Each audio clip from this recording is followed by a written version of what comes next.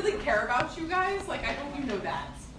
And I want you to do well, and I want you to seek your dreams, and I want you to give back, and I try to hope that you guys will turn into some sort of nice, pleasant, productive members of society. But, you know, it is what it is. So, there is your study guide. I want you to know about chronic diseases. I want you to know about injury. I want you to know about ways to prevent injury. That's definitely going to be a thing.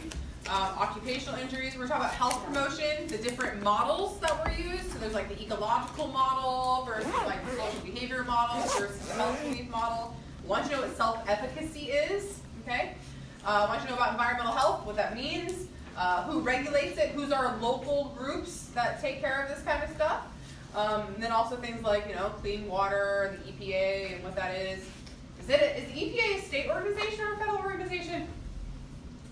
Federal, right? There is a Nevada EPA.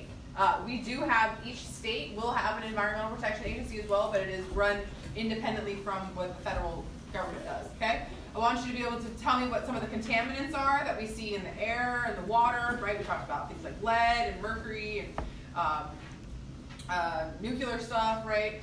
I want you to be able to tell me what the Clean Water Drinking Act is, Clean Water Act versus Safe Drinking Water Act, right? So Clean Water Act is, hey, I would like a lake that I can swim in and not die of cancer, right? We all kind of like that. Versus the Safe Water Drinking Act, where we know that if we go to our faucet, we can drink water that won't cause lead poisoning or insert other toxic disease here, right? I want you to be able to tell me about recycling and different ways to reduce landfill. We talked about some of that today. Foodborne illnesses, right? This E. coli 0157, this is the one that was just in the lettuce, right? And then salmonella is what we just saw in that giant beef recall, right? So I want you to be able to tell me about some of these things.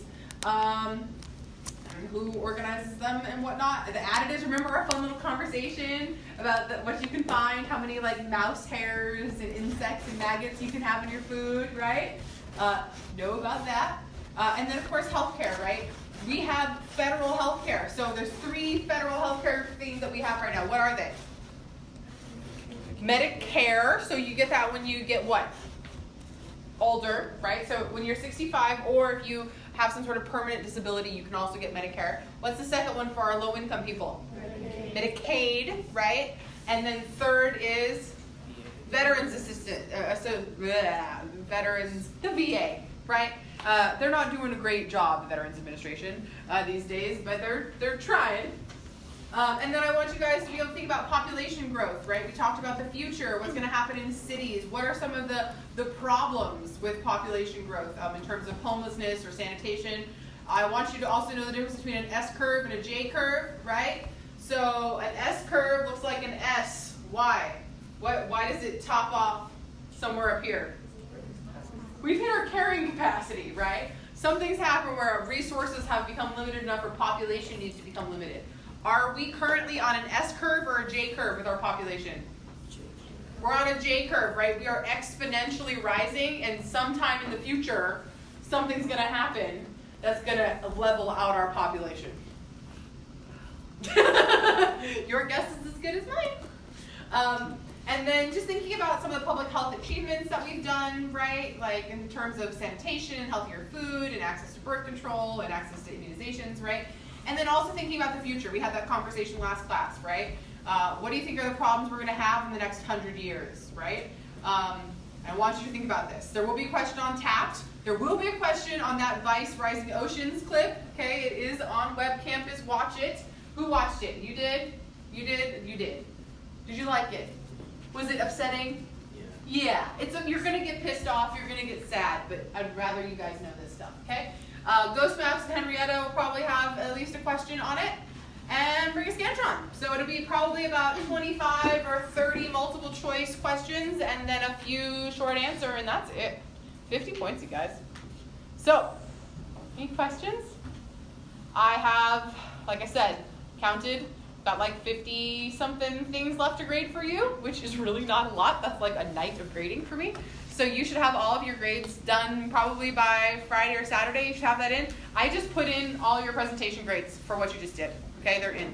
So thank you. I've only got about 12 papers left to read, so if you don't have a grade for your final paper yet, you will have it shortly, okay? Do you have any questions for me?